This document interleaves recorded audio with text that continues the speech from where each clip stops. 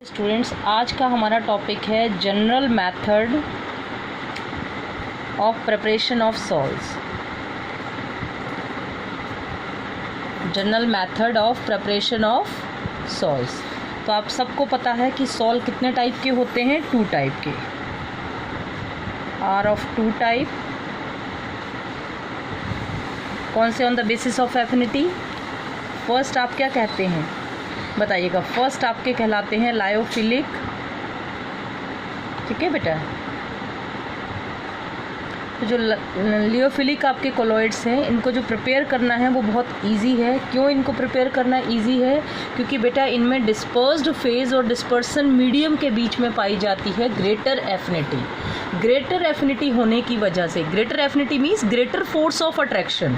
किसके बीच में? Dispersed phase और डिस्पर्सन मीडियम। तो आप सिंपल अगर मिक्स करोगे, सिंपल शेक करोगे डिस्पर्स्ड फेज के पार्टिकल को डिस्पर्सन मीडियम के साथ, तो आपका लायोफिलिक कोलॉइडल सोल्यूशन प्रिपेयर हो जाएगा। ठीक है, लियोफिलिक आपका कोलॉइडल सोल्यूशन प्रिपेयर हो जाएगा सिंपल मिक्सिंग करने से। Clear students? हम क्या कहते हैं? These colloidal solution are formed by simple mixing the dispersed phase and dispersion medium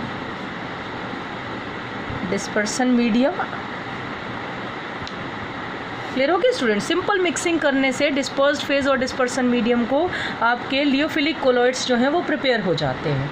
clear? जैसे फॉर एग्जांपल मैं बता देती हूँ। एग्जांपल आ गया जैसे जिलेटिन हो गया, आपका गम हो गया, स्टार्च हो गया, ठीक है कि नहीं, एग एल्बुमिन हो गया। इनके colloidal solution easily dispersed phase और डिस्पर्सन मीडियम को आपस में शेक करो, मिक्स करो, तो आपके प्रिपेयर हो जाते हैं लियोफिलिक। Clear students? अब बात आती है लियोफोबिक की। क्या प्रॉब्लम आती है लियोफोबिक में? ध्यान से देख लीजिएगा। लियोफोबिक कोलॉइड्स जो होते हैं बेटा, उनमें सबसे बड़ी प्रॉब्लम क्या होती है कि जो आपके लियोफोबिक कोलॉइड है, इनमें डिस्पर्स्ड फेज और डिस्पर्सन मीडियम के पार्टिकल के बीच फोर्स ऑफ इंटरेक्शन नहीं होते हैं। क्या नहीं होते हैं? फोर्स ऑफ इंटरेक्शन नहीं होते हैं। ठीक है ना? ये एक दूसरे से हेट करते हैं, तो इनके हेट करने की वजह से इनको स्पेशल मेथड से प्रिपेयर किया जाता है। ठीक है बेटा? लियोफोबिक कोलॉइड्स जो हैं, इनको आपके स्पेशल मेथड से प्रिपेयर किया जाता है। स्पेशल मेथड से प्रिपेयर करने के पीछे का रीज़न है कि इनमें एफिनिटी नहीं होती है डिस्पर्स्ड फेज और डिस्पर्सन मीडियम के पार्टिकल में। Clear students? तो हमने कहा लियोफोबिक कोलॉइड्स जो हैं, इनको प्रिपेयर करने के क्या मेथड हैं? तो हम बोलते हैं these can be prepared by 2 methods. 2 method use करते हैं हम इनको प्रिपेयर करने के लिए। ध्यान से सुन लीजिएगा बेटा। इसमें जो आपका सबसे फर्स्ट मेथड होता है वो आपका कहलाता है कंडेंसेशन मेथड। क्या कहलाता है बेटा? Condensation method. कंडेंसेशन मेथड का मतलब होता है जो कई स्मॉलर पार्टिकल होते हैं, ठीक है कि नहीं, जिनका साइज़ जो है आपको पता है कोलॉइडल सोल बनाने के लिए साइज़ 1 नैनोमीटर से 1000 नैनोमीटर के बीच का होना चाहिए। क्लियर हो गया स्टूडेंट्स? तो इनके पार्टिकल का साइज़ बहुत स्मॉल होता है, तो पार्टिकल आपस में कंडेंस्ड होके कोलॉइडल साइज़ के होते हैं। ठीक है? पार्टिकल कंडेंस होके कौन से साइज़ के होते हैं? कोलॉइडल साइज़ के, डिस्पर्स्ड फेज के जो आपके पार्टिकल होते हैं। क्लियर? तो क्या कहेंगे हम कंडेंसेशन मेथड के अंदर कि in these method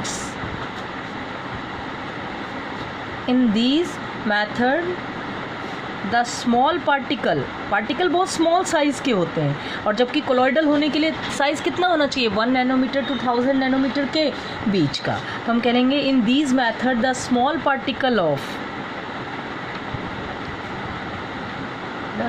particle of dispersed phase are condensed to be of colloidal size।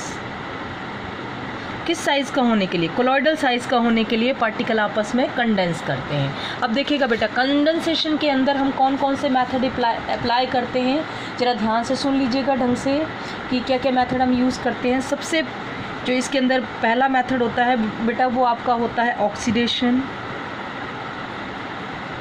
Second होता है रिडक्शन। क्या क्या मेथड यूज़ करते हैं कंडेंसेशन के अंदर हम? Oxidation, reduction. थर्ड आपका आ गया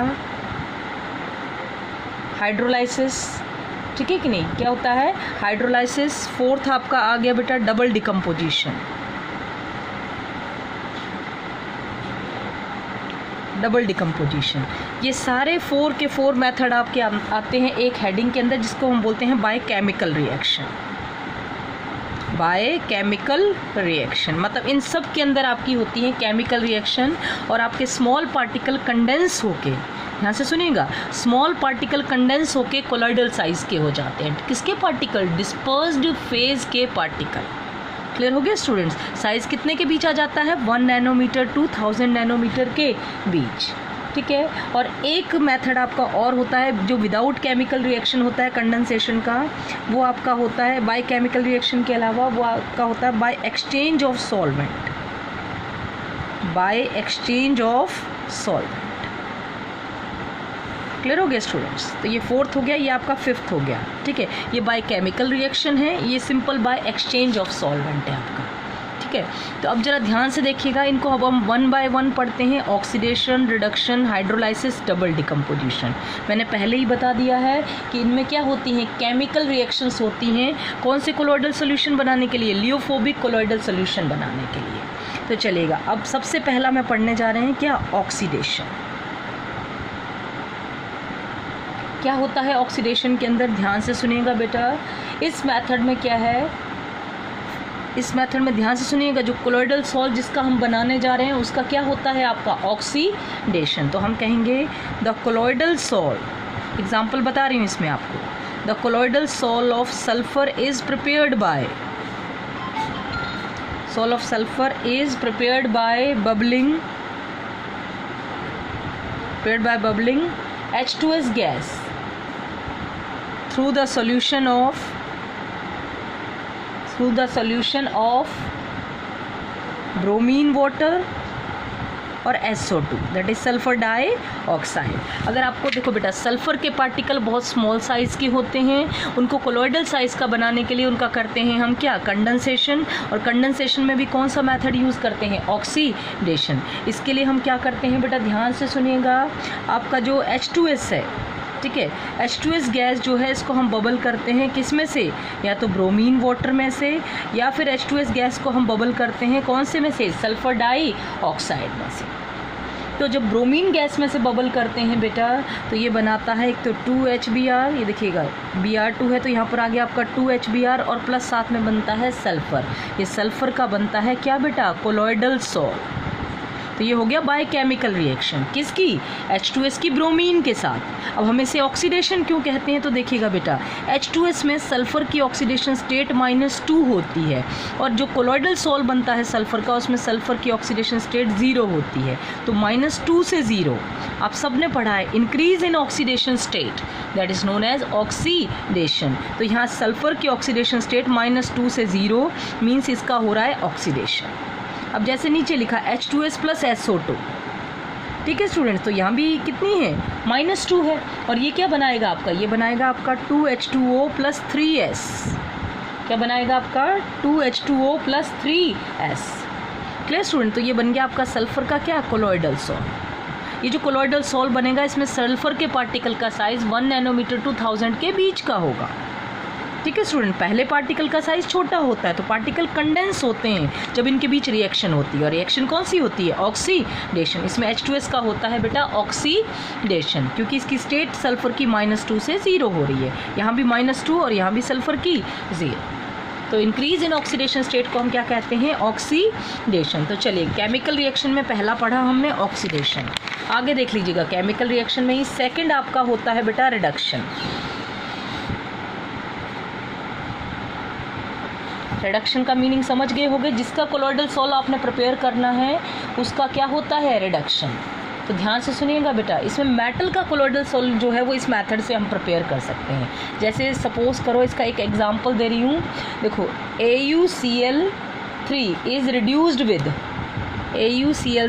रिड्यूस्ड विद SnCl2, ठीक ठीक है। और एक क्लोराइड को हम रिड्यूस करते हैं किसके साथ, SnCl2 के साथ। देख लीजिएगा ये आपने लिया AuCl3, इसका हमने देखिए गोल्ड का कोलॉइडल सॉल्यूशन बनाना है बेटा, ठीक है कि नहीं, किसका, गोल्ड का कोलॉइडल सॉल्ट बनाना है। तो बाय केमिकल रिएक्शन कैसे बनाते हैं, ये गोल्ड का कोई भी सॉल्ट ले लो, जैसे आपने AuCl3 लिया, इसकी हम किससे रिएक्शन करवा रहे हैं, SnCl2 के साथ।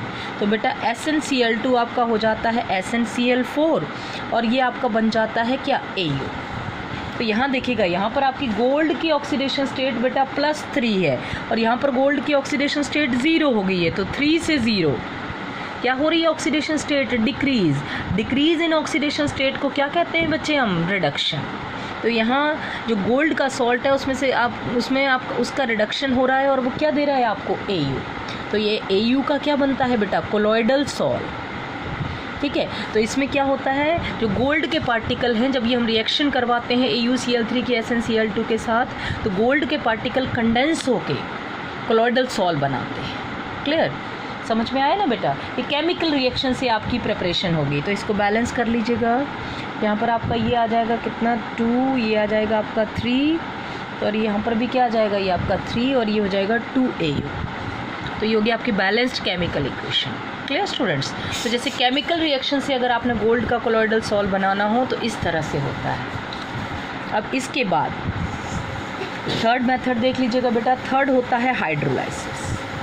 ये सब आपके केमिकल रिएक्शन से हैं बेटा, किससे, केमिकल रिएक्शन से। तो हाइड्रोलाइसिस में क्या कहते हैं, जैसे हमने कहा a colloidal salt of ferric hydroxide is prepared by, कैसे प्रिपेयर करते हैं, इज़ प्रिपेयर्ड बाय द क्या, prepared when concentrated solution of ferric chloride, ठीक है, concentrated solution of ferric chloride is dropwise added to hot water, ठीक है, means hydrolysis करवा दो, वाटर के साथ रिएक्शन करवा रहे हैं। तो ये फेरिक क्लोराइड को मैंने ड्रॉप वाइज डाला किसमें, हॉट वाटर में, तो ये आपका कन्वर्ट हो जाता है बेटा फेरिक हाइड्रोक्साइड में। थ्राइस है तो यहाँ पर कितने H2O, 3H2O आ जाएगा और प्लस साथ में देता है 3HCl। तो ये आपका फेरिक हाइड्रोक्साइड का क्या बन गया बेटा, कोलॉइडल सॉल्ट, ठीक है कि नहीं, कोलॉइडल सॉल्ट बन गया है आपका, किसका, फेरिक हाइड्रोक्साइड का। कैसे बनाते हैं, केमिकल रिएक्शन से। केमिकल रिएक्शन में होता क्या है, हाइड्रोलाइसिस, किसका, फेरिक क्लोराइड का। क्लियर हो गया स्टूडेंट्स। तो ये हाइड्रोलाइसिस हो गया आपका। नेक्स्ट देख लीजिएगा इसके बाद में डबल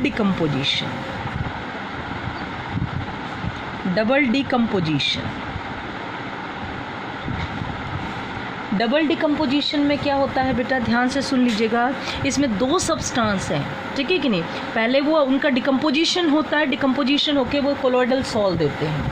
जैसे सपोज कीजिएगा आपको AS2S3 का कोलॉइडल सॉल्ट बनाना है। AS2S3 colloidal salt is obtained by passing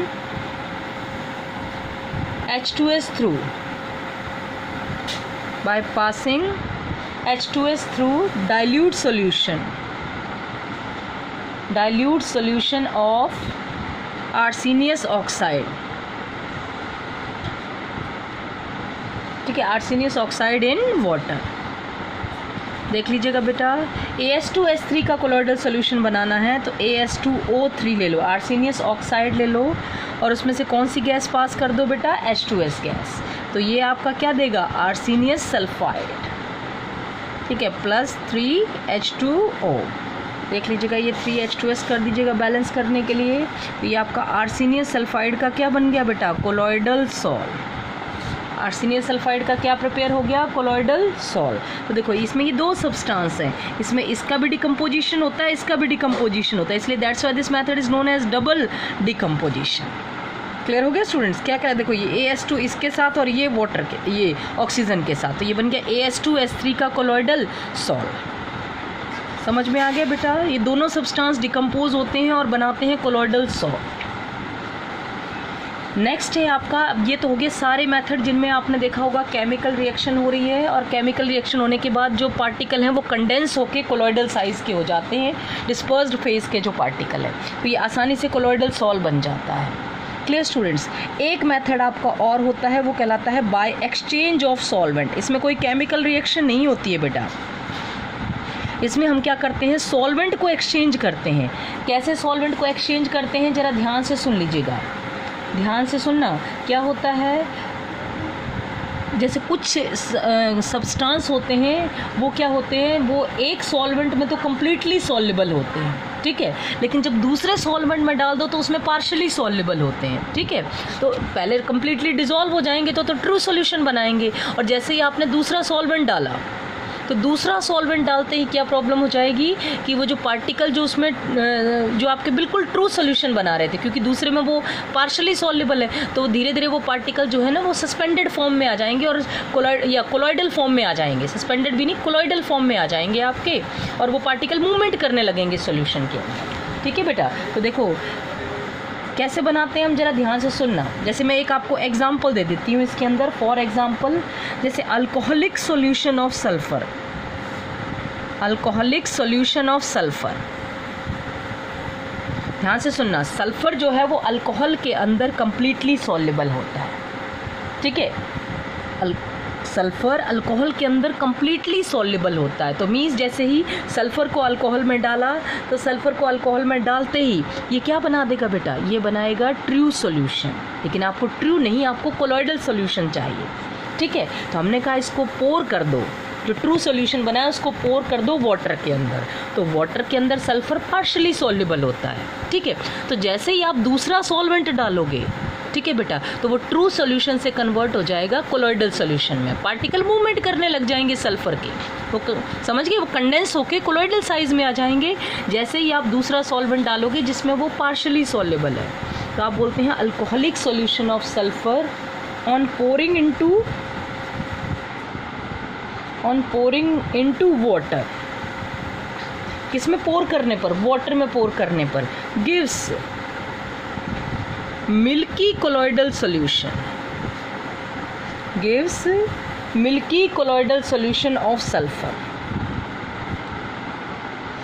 ठीक है। मिल्की कोलॉइडल सॉल्यूशन दे देता है सल्फर का, क्यों, क्योंकि वाटर में वो पार्शियली सॉल्युबल होता है इसलिए, ठीक है बेटा। तो ये आपने कौन सा मेथड पढ़ा, फर्स्ट मेथड पढ़ा, क्या फर्स्ट मेथड क्या कहते हैं, इस मेथड को हम ध्यान से देख लीजिएगा। क्या है ये आपका प्रिपरेशन कौन से लायोफोबिक क्लोराइड की, कौन से मेथड से, कंडेंसेशन मेथड से। कंडेंसेशन में मैंने आपको बता दिए कितने पार्ट हैं, oxidation, reduction, hydrolysis, double decomposition, और एक है आपका एक्सचेंज ऑफ सॉल्वेंट। ये ऑक्सीडेशन, रिडक्शन, हाइड्रोलाइसिस और डबल डिकम्पोजिशन ये केमिकल रिएक्शन से होते हैं, आप सब ने सारे देख लिए। और लास्ट है आपका एक्सचेंज ऑफ सॉल्वेंट, ठीक है स्टूडेंट, समझ में आया ना क्या बताया मैंने, बाय एक्सचेंज ऑफ सॉल्वेंट। अब ये आपके हो गए क्या, प्रिपरेशन ऑफ कोलॉइडल सॉल्व, कौन से मेथड से हो गया ये आपका, यहाँ से बताइएगा, कंडेंसेशन मेथड से, ठीक है। अब हम सेकंड पढ़ रहे हैं, preparation of colloidal solve by dispersion method, dispersion method, ठीक है कि नहीं बेटा। डिस्पर्सन मेथड का मतलब क्या होता है, डिस्पर्सन मेथड या इसको डिसइंटीग्रेशन मेथड भी कहते हैं, disintegration method.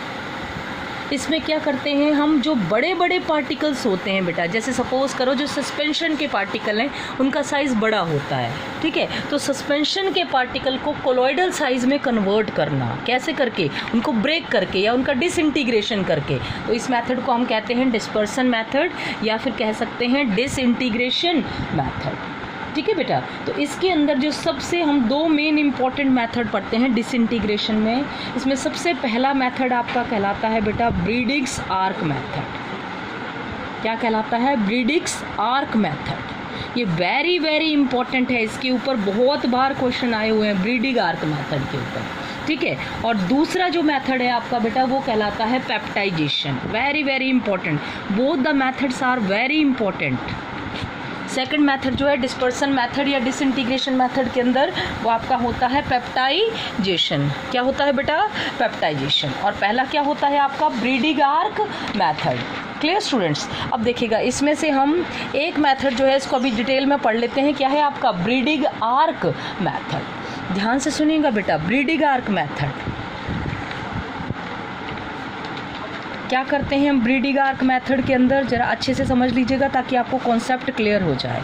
Breeding arc method जो है बेटा, ये मेथड जनरली हम यूज़ करते हैं जो मेटल्स होते हैं उनका कोलॉइडल सॉल्यूशन प्रिपेयर करने के लिए। आपको पता है जैसे गोल्ड हो गया, प्लेटिनम हो गया, सिल्वर हो गया, कॉपर हो गया, इनके कोलॉइडल सॉल्यूशन आसानी से नहीं बनाए जा सकते। ठीक है, इनके लिए स्पेशल मेथड लगाने पड़ते हैं। उनमें से एक है आपका ब्रीडिंग आर्क मेथड।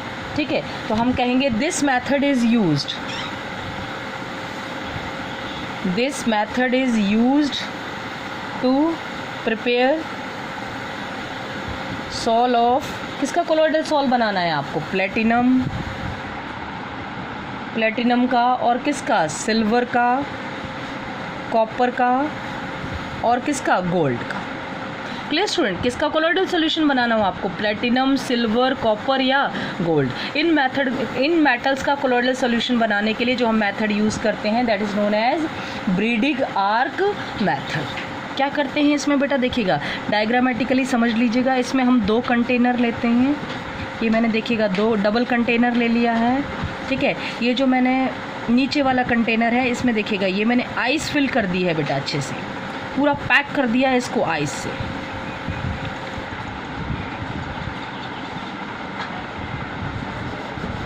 ये अच्छे से समझ लीजिएगा, वेरी इंपॉर्टेंट मेथड।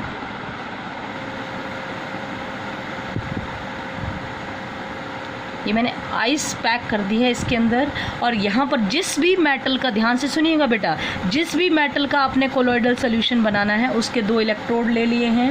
इनको हमने बैटरी से अटैच कर दिया है, हाई वोल्टेज से। इसको मैंने पॉजिटिव टर्मिनल से अटैच कर दिया है तो इसको मैंने नाम दे दिया है एनोड। इसको मैंने नेगेटिव टर्मिनल से अटैच कर दिया है तो ये क्या नाम हो गया है आपका? कैथोड।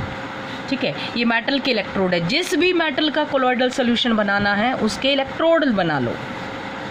ठीक है भाई, जैसे मैंने गोल्ड का कोलॉइडल सॉल्यूशन बनाना है तो मैंने गोल्ड के 2 ही मेटल की रॉड ले ली, गोल्ड की 2 रॉड ले ली। अब बेटा एक रॉड के अंदर नंबर ऑफ गोल्ड पार्टिकल है। ठीक है, ये बड़े बड़े पार्टिकल्स हैं, आपको इनको डिसइंटीग्रेट करना है स्मॉलर पार्टिकल में और कोलॉइडल सॉल्यूशन बनाना है। क्लियर हो गया स्टूडेंट्स? तो देखिएगा ये गोल्ड के मैंने 2 क्या ले ली? रॉड ले ली है। अब देखिएगा, अब जैसे ही हम क्या करते हैं हाई वोल्टेज का करंट पास करते हैं, ध्यान से सुनिएगा बेटा, जैसे ही हम हाई वोल्टेज का करंट पास करते हैं तो यहाँ पर आपका इलेक्ट्रिक आर्क डेवलप होता है। ठीक है, क्या डेवलप होता है बेटा? इलेक्ट्रिक आर्क डेवलप होता है, और इसीलिए इस मेथड को क्या कहते हैं? Breeding arc method. ये आर्क डेवलप होता है यहाँ। ठीक है कि नहीं? अब ये इलेक्ट्रिक आर्क जब आपका स्ट्रक होता है इन इलेक्ट्रोड के बीच में तो बेटा बहुत ज़्यादा हीट जनरेट होती है। जब इलेक्ट्रिक आर्क जनरेट होने की वजह से यहाँ पर हीट जनरेट होती है तो ये जो गोल्ड का ये जो रॉड है इसमें से गोल्ड के छोटे छोटे पार्टिकल, ये छोटे छोटे पार्टिकल जो है बेटा, ये क्या बोलते हैं, यहाँ नीचे आपका, ये नीचे हमने वाटर लिया हुआ है, ये वाटर डाल रखा है बेटा मैंने इसमें, डिस्पर्सन मीडियम। ध्यान से सुनिएगा, डिस्पर्सन मीडियम क्या ले रखा है मैंने इसमें? वाटर ले रखा है। तो इस डिस्पर्सन मीडियम में ग्लोड जैसे, क्योंकि आपके गोल्ड के पार्टिकल जो है ना बेटा, ध्यान से सुनना, ये क्योंकि यहाँ पर हाई वोल्टेज का करंट होता है तो ये वेपर्स फॉर्म में आते हैं।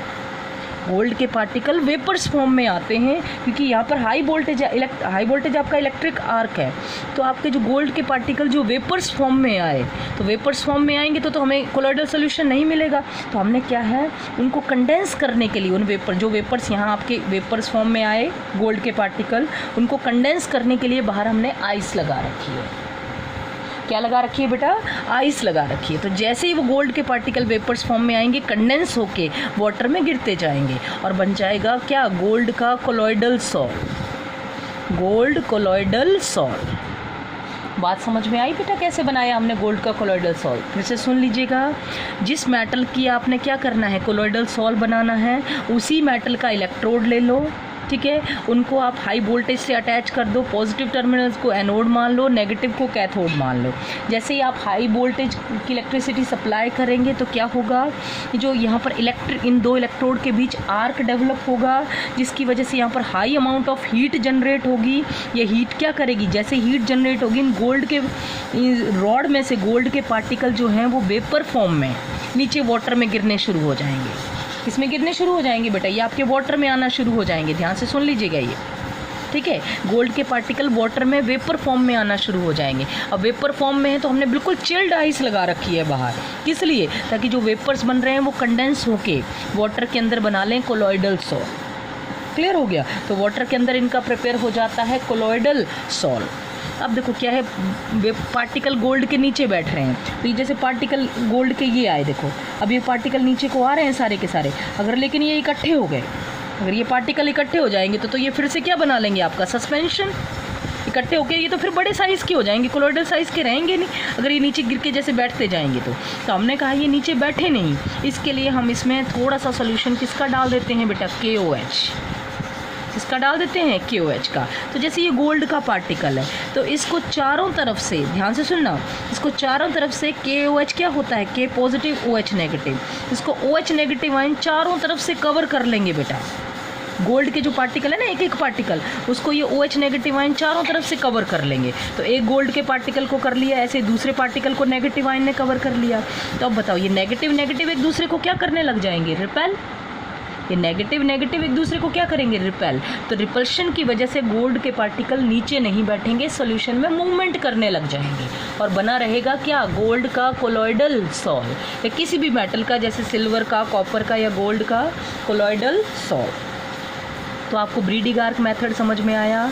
जिस भी मेटल का कोलॉइडल सॉल्यूशन आपने बनाना है उसकी रॉड लो, हाई वोल्टेज का करंट पास करो, आर्क डेवलप होगा।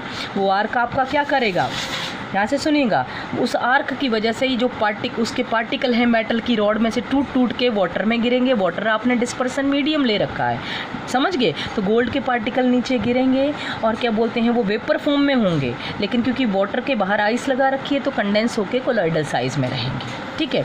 लेकिन ये पार्टिकल नीचे बैठ ना जाएं, बैठ गए तो सस्पेंशन बन गया, कोलॉइडल नहीं बनेगा। बैठ ना जाएं तो इसमें KOH डाल देते हैं एज ए इलेक्ट्रोलाइट।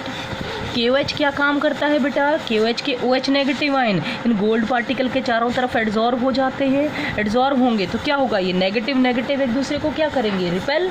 तो पार्टिकल नीचे बैठ ही नहीं पाएंगे, क्यों, रिपल्शन की वजह से। तो ये मूवमेंट करते रहेंगे, तो जहाँ मूवमेंट रहेगा पार्टिकल का तो वो कहलाएगा आपका कोलॉइडल सोल्यूशन, ना कि सस्पेंशन। तो इस तरह से ये ब्रीडिंग आर्क मेथड बहुत मोस्ट इम्पॉर्टेंट मेथड है, ठीक है। कई बार एक क्वेश्चन भी आता है कि purple of caseous, purple of caseous ये क्या होता है आपका, गोल्ड कोलॉइडल सॉल्ट,